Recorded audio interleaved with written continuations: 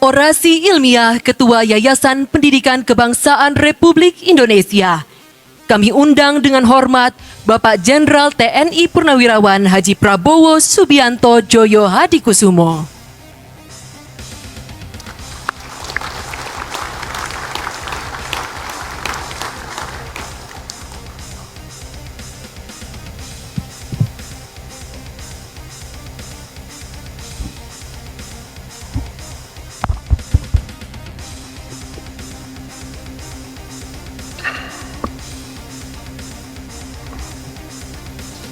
Bismillahirrahmanirrahim. Assalamualaikum warahmatullahi wabarakatuh. Selamat siang. Salam sejahtera bagi kita sekalian. Shalom. Om Swastiastu. Namo Buddhaya. Salam kebajikan. Saudara-saudara sekalian, tentunya sebagai insan yang bertakwa, marilah kita tidak henti-hentinya memanjatkan puji syukur kehadirat Allah Subhanahu wa taala, Tuhan Maha Kuasa, Tuhan Maha Besar, yang memiliki sekalian alam. Hanya kepadanya lah kita berdoa dan hanya kepadanya lah kita minta pertolongan. Saudara-saudara sekalian, tentunya marilah kita, khususnya yang beragama Islam, salawat dan salam kita haturkan kehadirat junjungan kita, baginda Nabi besar Muhammad Rasulullah Sallallahu Alaihi Wasallam, yang telah memberi kepada kita agama dan peradaban. Yang saya hormati Ketua Senat Universitas Kebangsaan Republik Indonesia, Profesor Dr. Sudrajat Jiwandono, PhD, Rektor UKRI, Profesor Dr. Insinyur Sufmi Dasko Ahmad, Ketua LL Dikti Wilayah 4 Jawa Barat dan Banten, Dr. Samsuri yang saya hormati, Wakil Rektor 1 Ibu Heni Haryani, Wakil Rektor 2 Bapak Erdian Syah, Wakil Rektor 3 Bapak Suheri, Wakil Rektor 4 Bapak Fadli Tri Hartono, Dewan Wali Amanat Ibu Bianti Ningsih Joyo Hadikusumo, Ibu Maryani Joyo Hadikusumo, dan Wakil Ketua Badan Pengurus Harian Bapak Prasetyo Hadi, Direktur Eksekutif Institut Kajian Strategis Bapak Sugiono, Ketua DPRD Provinsi Jawa Barat Brigadir Jenderal TNI Purnawirawan Taufik Hidayat, beserta Forkopimda Jawa Barat dan Kota Bandung yang saya hormati Panglima Kodam Siliwangi atau yang mewakilinya, Kapolda Jawa Barat atau yang mewakilinya, saudara-saudara sekalian, tokoh-tokoh masyarakat, tokoh-tokoh nasional yang hadir hari ini, Jenderal TNI Purnawirawan Profesor Dr. Dudung Abdurrahman, Kepala Staf Angkatan Darat TNI 2021, Komisaris Jenderal Polisi Purnawirawan Muhammad Iryawan, Kapolda Jabar, Kapolda Metro Jaya, Pejabat Gubernur Jawa Barat tahun 2018, Irjen Pol Purnawirawan Anton Carlian, Kapolda Jawa Barat 2016, tokoh Jawa Barat Kang Deddy Mulyadi, Bupati Purwakarta 2008-2018, Ibu Meli Guslow yang hadir, seluruh dosen, guru besar, Sivitas Akademi UKRI yang saya hormati, saya banggakan, tamu undangan, tokoh-tokoh masyarakat yang tidak bisa saya sebut satu persatu namanya tanpa mengurangi rasa hormat saya, dan terutama para wisudawan, wisudawati yang hari ini diwisuda, dan tentunya seluruh orang tua dan keluarga yang hadir. Saudara-saudara sekalian, adalah kehormatan bagi saya hari ini untuk diminta menyampaikan sambutan pada hari wisuda ini. Saya ingin menyampaikan penghargaan yang setinggi-tingginya, ucapan terima kasih hari ini khususnya kepada Rektor UKRI, Profesor Dr. Insinyur Sufmi Ahmad Dasko. Keberhasilan suatu institusi, keberhasilan satu organisasi, keberhasilan bahkan satu kesebelasan sepak bola itu adalah sangat dipengaruhi oleh peran dan kerja keras pemimpinnya. Saudara-saudara sekalian, di dalam tentara ada suatu pepatah, tidak ada prajurit yang jelek, yang ada hanya komandan-komandan yang jelek. There are no bad soldiers, there are only bad commanders. Tidak ada prajurit yang jelek. Yang jelek hanya komandan-komandannya. Sebaliknya, ada juga pepatah dalam tentara yang kita diajarkan dari sejak muda. 1000 harimau dipimpin oleh kambing, harimau akan mbe semua. 1000 kambing dipimpin oleh harimau, kambingnya akan ngaung semua. Artinya faktor pemimpin. Saudara-saudara, UKRI usianya cukup lumayan. UKRI lahir dari satu cita-cita. Bahkan saya boleh mengatakan UKRI lahir dari suatu impian. Impian mungkin bisa tergolong impian nggak enak kalau saya bicara. Ada wartawan nggak di sini? Tapi sudah, Bawaslu masih ada, Bawaslu.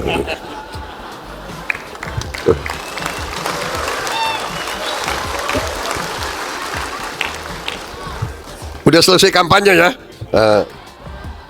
Jadi aku bisa bicara agak longgar ya.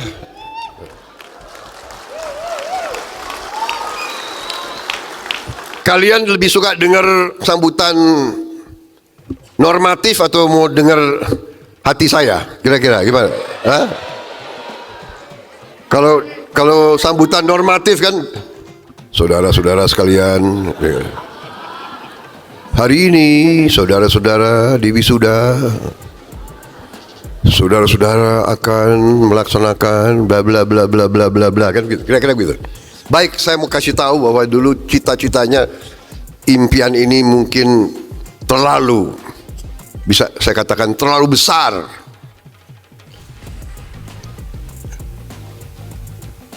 Waktu itu saya masih muda, sekarang rodo muda, pingin muda terus, tapi berjiwa muda, ya kan? Mungkin semangat saya tidak kalah dengan semangat anak-anak muda di depan saya ini. Saudara-saudara sekalian, impian waktu itu, karena kita waktu itu penuh dengan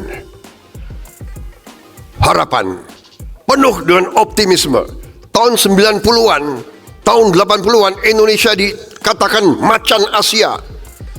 Pertumbuhan kita terus menerus. Waktu itu kita bisa bikin pesawat terbang. PTDI lahir pada saat itu.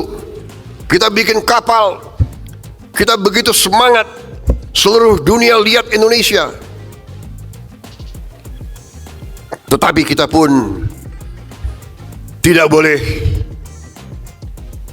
lengah. Ternyata kehidupan di dunia ini sungguh keras. Persaingan keras. Persaingan antara bangsa, persaingan antara manusia keras. Setiap bangsa ingin hidup dengan semakmur-makmurnya. Setiap bangsa ingin menjadi yang terhebat, yang terkuat, yang terkaya. Dan demi cita-citanya itu, setiap bangsa rela, tega untuk menghambat bangsa lain. Itu adalah sejarah manusia. Sejarah manusia ribuan tahun. Saudara-saudara sekalian, jadi saudara sarjana-sarjana yang baru lulus, guru besar, para intelektual, para akademisi, ya benar yang saya katakan dari dulu, masa depan bangsa ditentukan oleh perguruan tinggi. Tapi kadang-kadang para akademisi hanya belajar dari satu sektor, hanya belajar dari satu segi, hanya melihat situasi dari satu aspek. Dan kadang-kadang justru seorang yang tinggi pendidikannya tetapi tidak luas pemahamannya, dia menguasai ilmunya, bidangnya, tapi dia tidak bisa melihat realita.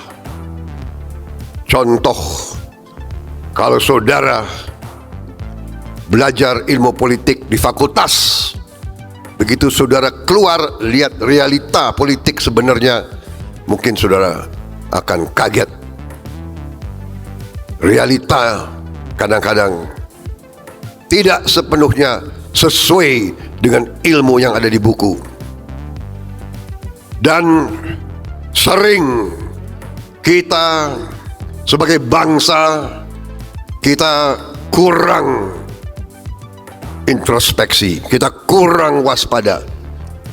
Pemimpin-pemimpin kita, elit kita sering tidak waspada. Kita asik dengan kehidupan kita, dengan persaingan di antara kita, tidak melihat kenyataan sejarah bahwa tiap bangsa masing-masing berjuang untuk kepentingannya sendiri, dan tiap bangsa ingin unggul bila perlu dengan mengorbankan kepentingan bangsa-bangsa lain. Saudara-saudara sekalian, ini saya bicara dalam konteks bahwa dengan idealisme kita, dengan kerja keras kita, tahun 90-an kita diambang tinggal landas, tetapi kita tidak waspada. Kita diganggu oleh kekuatan-kekuatan besar. Kita cekcok di antara kita. Akhirnya, pembangunan yang bisa kita seharusnya tahun 90-an kita tinggal landas, kita jatuh. Sistem-sistem yang sudah bagus banyak dibongkar. Kita disuruh menjiplak sistem bangsa lain. Sekarang kita telah mulai bangkit kembali. Setelah 25 tahun pelan-pelan kita bangkit, dan ini juga karena faktor kepemimpinan. Saya kira saudara-saudara sudah dengar pendapat-pendapat saya tentang situasi kondisi di tingkat nasional, tapi saya sekarang ingin bicara di tingkat UKRI. Karena itu saya katakan, prestasi yang saya lihat dalam 2 tahun ini, dalam 3 tahun ini adalah akibat kepemimpinan, leadership, pengorbanan, bakti, di antaranya oleh Rektor UKRI, Profesor Dr. Insinyur Ahmad Sufmi Dasko. Kadang-kadang bangsa kita itu kalau melihat prestasi pelit untuk mengucapkan terima kasih. Saya, dengan pengalaman saya sadar kadang-kadang manusia itu cukup dihargai jerih payahnya, dia sudah puas. Tidak perlu diberi uang, tidak perlu diberi apa. Tapi saya perhatikan bangsa kita ini, banyak di antara pemimpin-pemimpin kita ucapan terima kasih saja malas. Saya tidak mau seperti itu. Karena itu saya ingat hari ini harus saya ucapkan terima kasih kepada Rektor UKRI hari ini. Terima kasih Profesor Dr. Insinyur Sufmi Ahmad Dasko. Masalahnya saya kenal Pak Dasko ini sebelum dia doktor, sebelum dia profesor, waktu dia masih pesilat. Beliau dulu salah satu pesilat di perguruan yang saya pimpin juga. Ada pesilat yang tumbuh dengan hebat, ada pesilat yang tumbuh tapi kurang hebat. Ini termasuk pesilat yang tumbuh hebat. Saya juga terima kasih dengan seluruh pengurus yayasan, seluruh guru besar ya, yang juga telah berjuang memberi sumbangan yang besar terhadap UKRI. UKRI masih jauh daripada yang kita cita-citakan. Tetapi yang utama adalah cita-cita. Saya hari ini berkeyakinan dalam 2 tahun yang akan datang UKRI akan punya kampus yang hebat.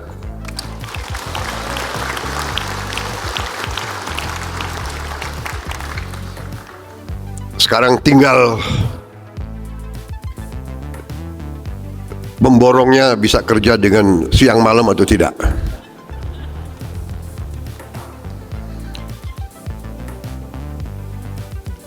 Saya ingin menyampaikan penghargaan karena memang dari awal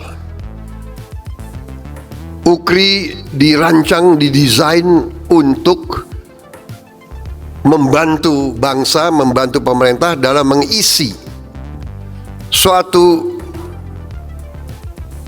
sektor yang waktu itu kita merasa perlu dibantu, yaitu bahwa bangsa kita Indonesia sampai hari ini membutuhkan lebih banyak sarjana di bidang sains, teknologi, engineering, dan matematik. Dan untuk itu saya menyampaikan penghargaan kepada pimpinan UKRI, ya, Ketua Senat dan semua jajarannya yang akhirnya saya dapat laporan tahun ini dibuka fakultas MIPA, matematik, ilmu pasti alam, ya, ilmu pengetahuan alam, di mana ada sudah segera dibuka prodi fisika dan prodi matematika. Ini sangat strategis. Ini sangat strategis. Karena itu penghargaan saya yang setinggi-tingginya. Dan karena itu keyakinan saya dalam 2 tahun akan ada kampus UKRI yang lumayan bisa dibanggakan, saudara.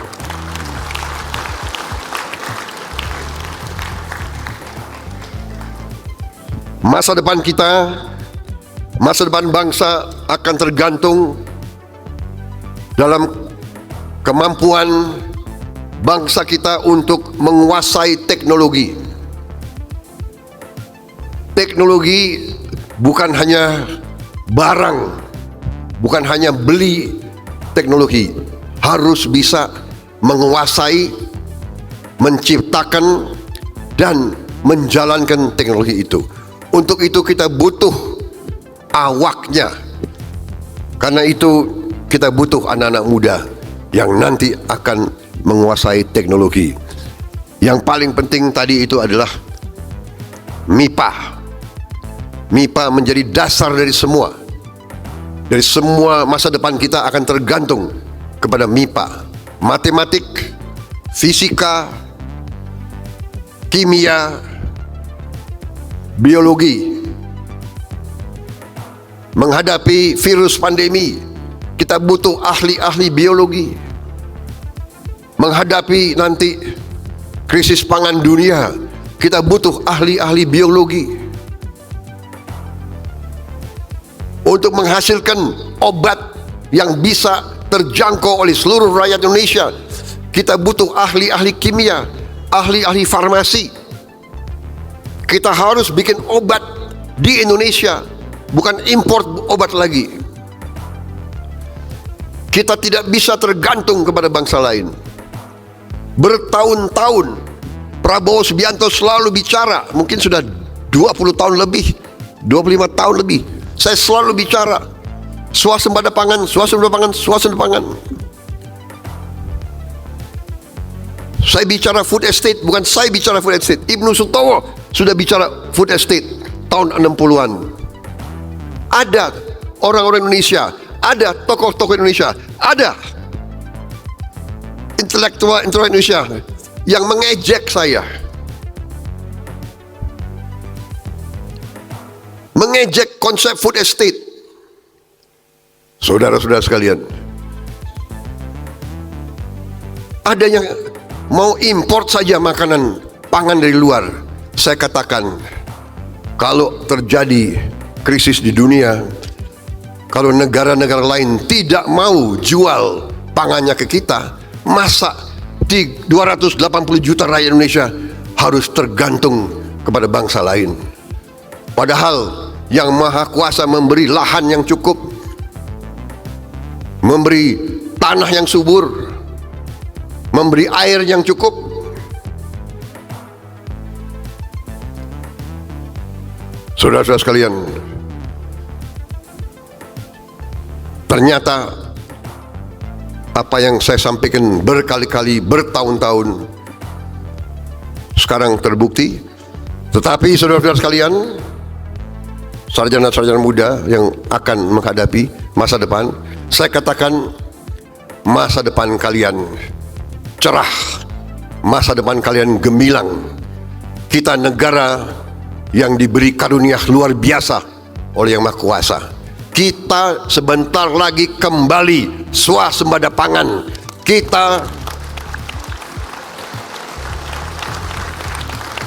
Kita tidak akan import makanan. Dalam 2-3 tahun lagi kita bahkan akan menjadi supplier. Kita akan menjadi lumbung pangan dunia, saudara-saudara. 3 tahun lagi.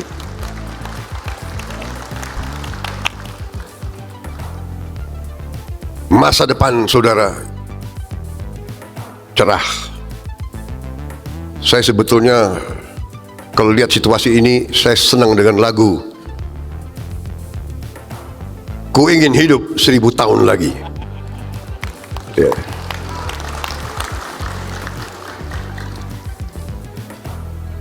Saudara-saudara sekalian,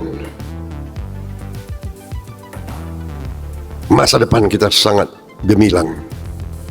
Semua indikator dari semua badan dunia mengatakan dengan Indonesia seperti sekarang, dalam 25 tahun lagi Indonesia bisa menjadi negara ke-5 atau ke-4 terkaya di dunia.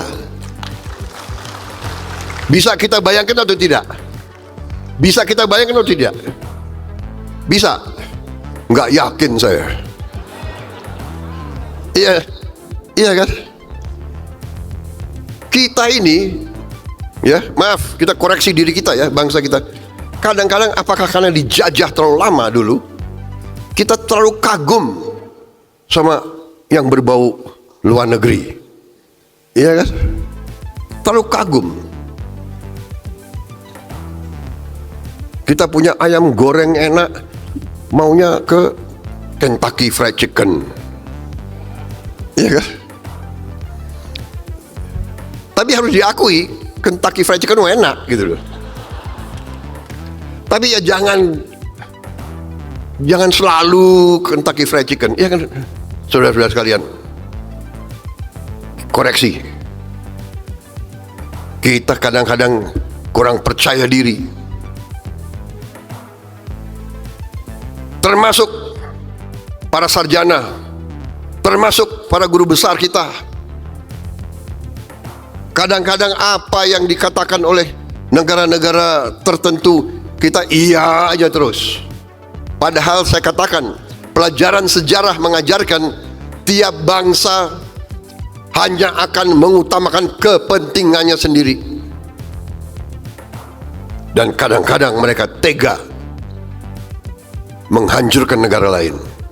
Ini kita lihat hari ini di hadapan mata kita sendiri. Ada bangsa-bangsa tertentu selalu ngajarin kita HAM demokrasi. Tetapi di Gaza ribuan anak, ribuan ibu-ibu dibantai, dibunuh, dibom. Mereka diam.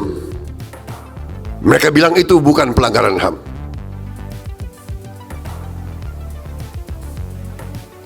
Saudara-saudara sekalian, dalam kesempatan ini saya katakan ya tadi,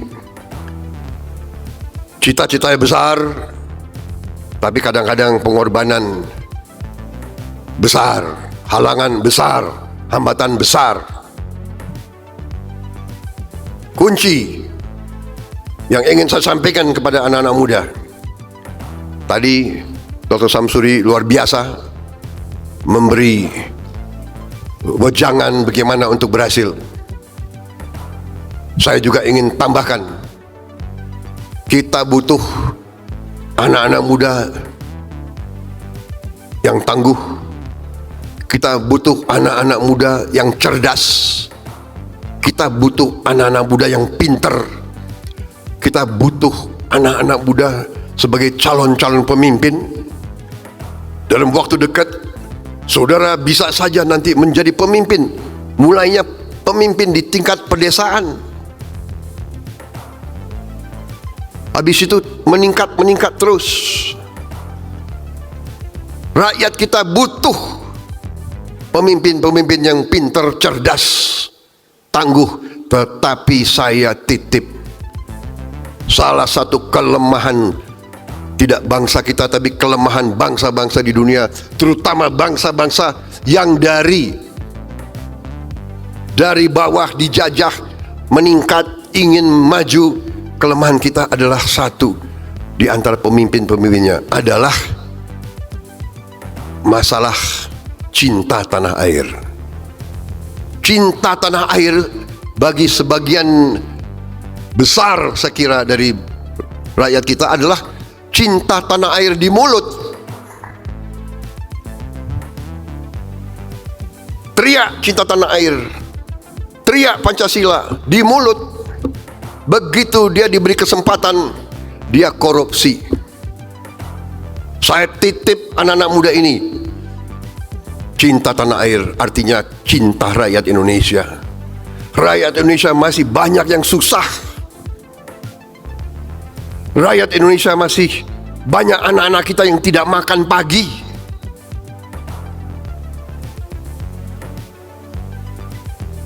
Anda yang muda-muda ini harapan mereka.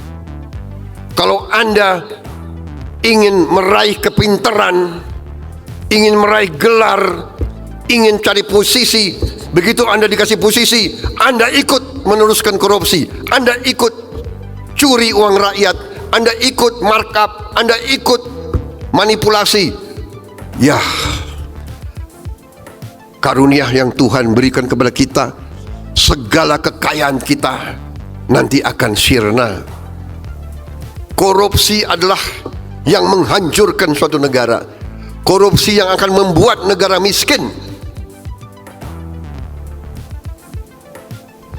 Saya titip sama anak-anak muda ini, ya, jadilah pemimpin yang cinta rakyat. Cinta rakyat. Saudara boleh inovatif, harus kreatif, harus cari kekayaan, tidak dengan merampok uang rakyat. Cari kekayaan, menciptakan kekayaan, create wealth.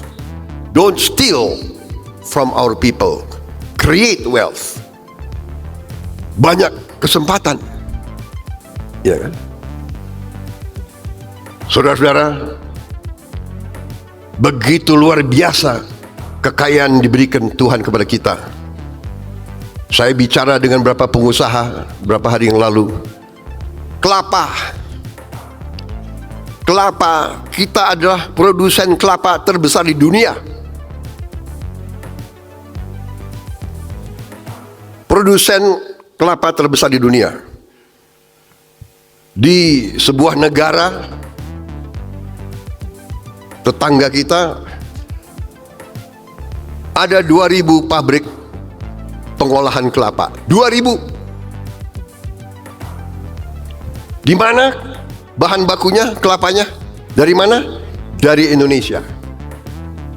Di Indonesia mungkin kalau dihitung sekarang mungkin tidak lebih dari 4-5 pabrik pengolahan kelapa. Ternyata kelapa ini bisa bahan untuk macam-macam. Bahan untuk bikin roti, bahan untuk bikin macam-macam. Bahan untuk obat, suplemen.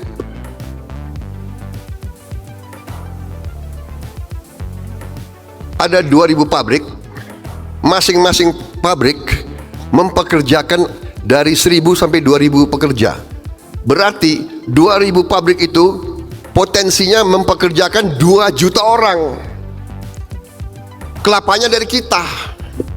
Ahli kelapa yang terkemuka ada di kita. Pohon kelapa yang alam sekarang, satu kelapa 1 tahun mungkin 40 buah.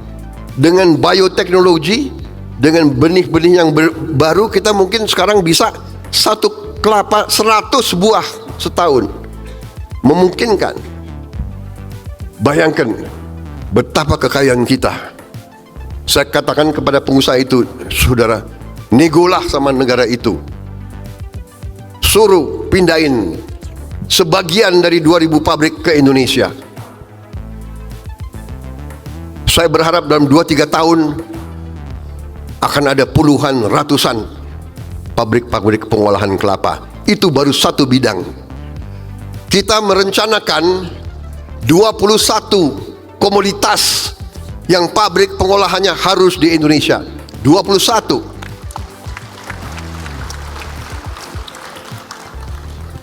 Para sarjana yang hari ini di wisuda, saya kalau tidak salah, saya beri hadiah buku saya. Sudah terima, saudara. Harus dibaca itu ya. Jangan dipajang aja, ya kan?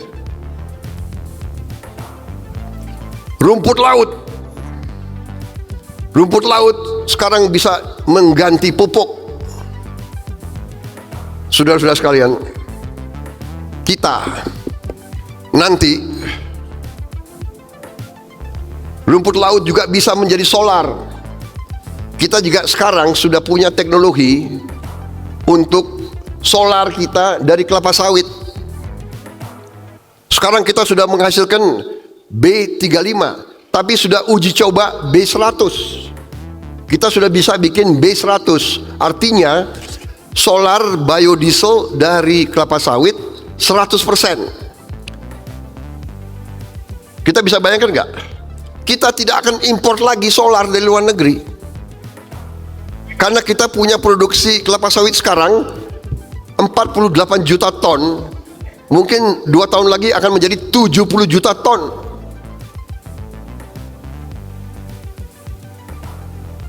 Saudara-saudara sekalian, apa artinya? Artinya nanti BBM kita akan ramah lingkungan, tidak ada polusi, dan terbarukan. Bukan kita ambil minyak dari tanah habis, gas dari tanah habis, tidak. Selama ada matahari dan selama ada hujan, pengairan, tiap tahun kita bisa panen solar. Banyak negara iri sama Indonesia. Kita nanti green energy, dan kita akan swasembada energi, saudara-saudara sekalian. Bensin dari mana? Dari etanol. Etanol dari mana? Dari tebu, dari singkong. Saudara-saudara sekalian, saudara-saudara sekalian, intinya adalah yang saya sampaikan, masa depan gemilang, tapi kita butuh pemimpin-pemimpin yang tadi, pintar, cerdas, berani, tegar, ya kan? Dan cinta tanah air, cinta rakyat. Dan karena cinta tanah air, karena cinta rakyat, tidak ingin melanjutkan praktek-praktek korupsi. Kuncinya itu saudara sekalian.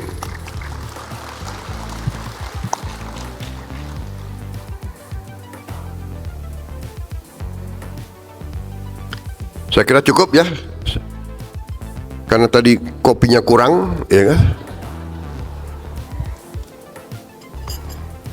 Ini ada cangkir, tapi nggak ada kopinya. Karena banyak orang ini kenal saya. Kalau Pak Prabowo dikasih kopi, ceramahnya 3 jam. Kasihan orang tua yang sudah nunggu-nunggu, ya kan? Dan kasihan saudara-saudara. Tapi itu yang ingin saya titip sama saudara-saudara sekalian, ya. Pintar, cerdas, berani, tegar, cinta tanah air, cinta rakyat. Jangan sekali-sekali mencuri dari negara, bangsa, dan rakyat Indonesia, ya.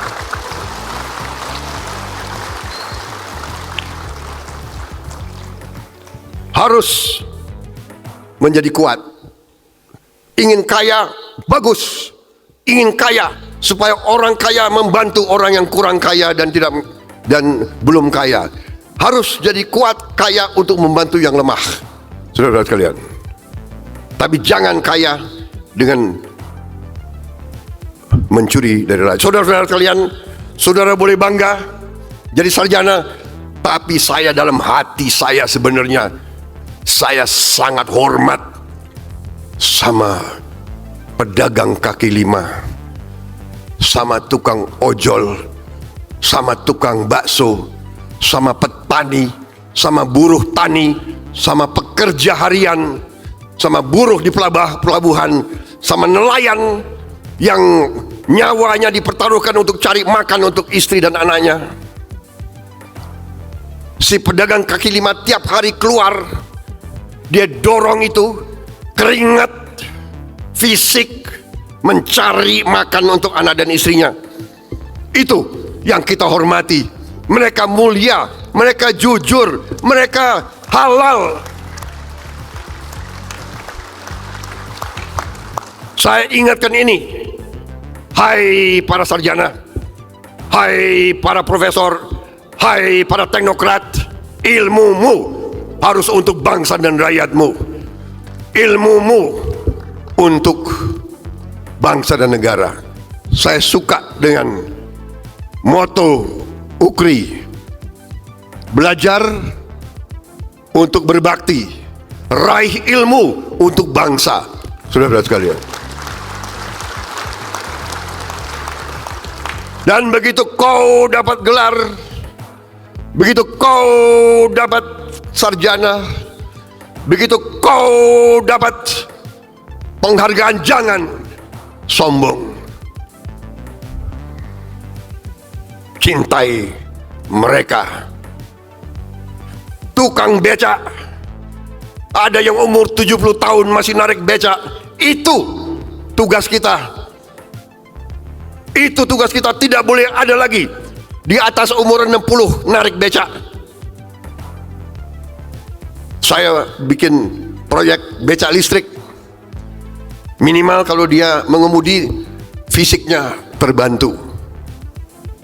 Saudara-saudara, hal-hal semacam ini kita butuh sarjana-sarjana teknik mesin, dan itulah prestasi dari PT LEN. Di sini ada perwakilan PT LEN. Ada. Terima kasih PT LEN. Luar biasa. Mereka hasilkan becak listrik.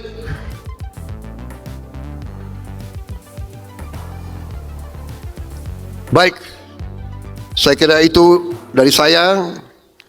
Masa depan saudara hebat, luar biasa, dengan titipan yang saya berikan, ya.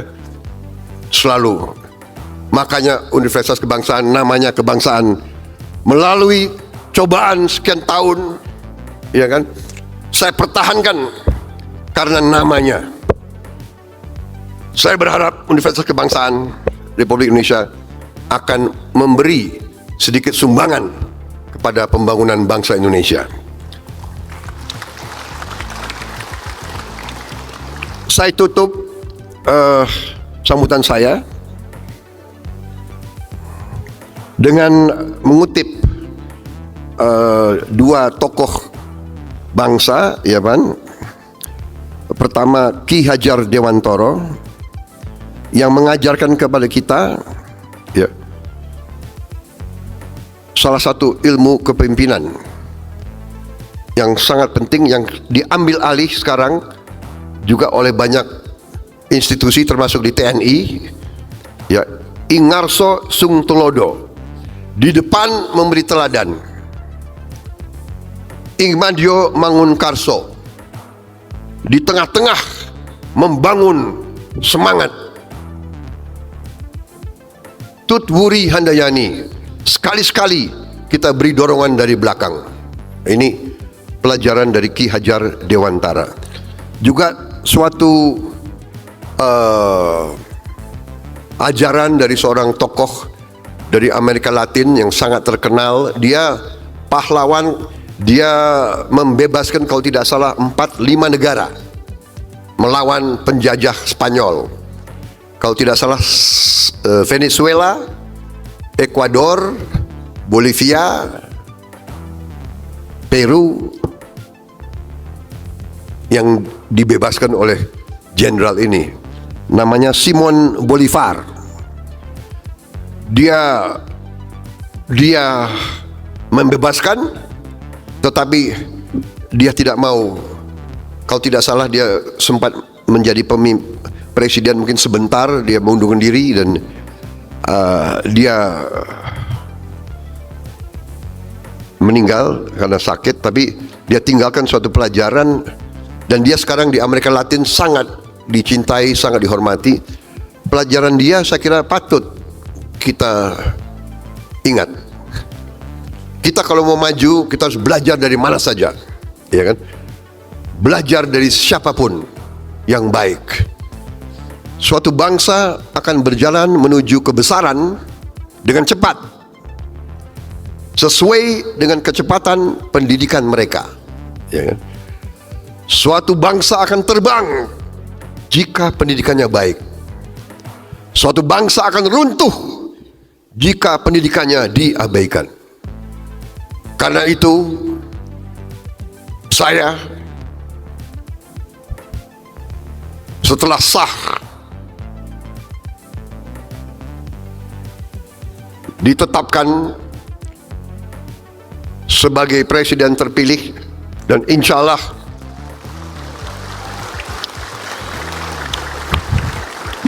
Allah saya menjadi presiden Republik Indonesia secara resmi pada Oktober tanggal 20 yang akan datang. Saya bertekad tugas yang diberikan kepada saya oleh rakyat Indonesia, saya anggap juga sebagai tugas mulia yang diberikan di atas pundak saya oleh Yang Maha Kuasa.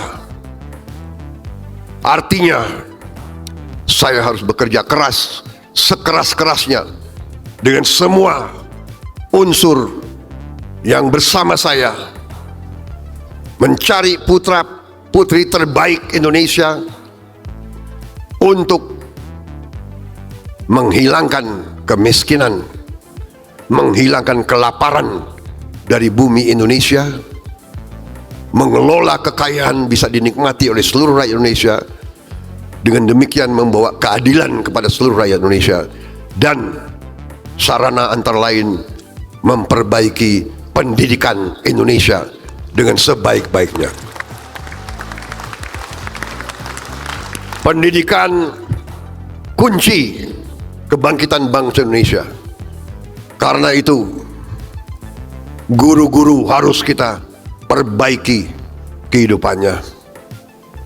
Karena itu, anak-anak sekolah harus kita jamin makan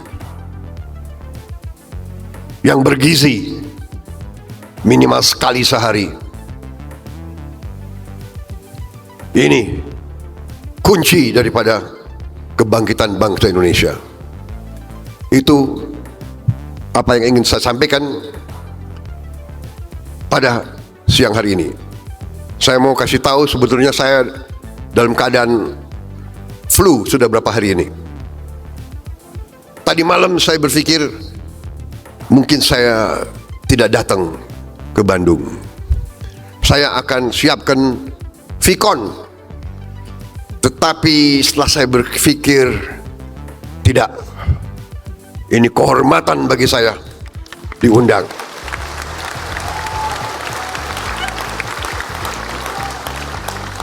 Kehormatan bagi saya. Jadi yang tadi batuk-batuk, kok hari ini agak hilang batuknya, saudara. Baik, terima kasih atas perhatian saudara-saudara. Minta maaf kalau ada kata-kata saya yang kurang berkenan.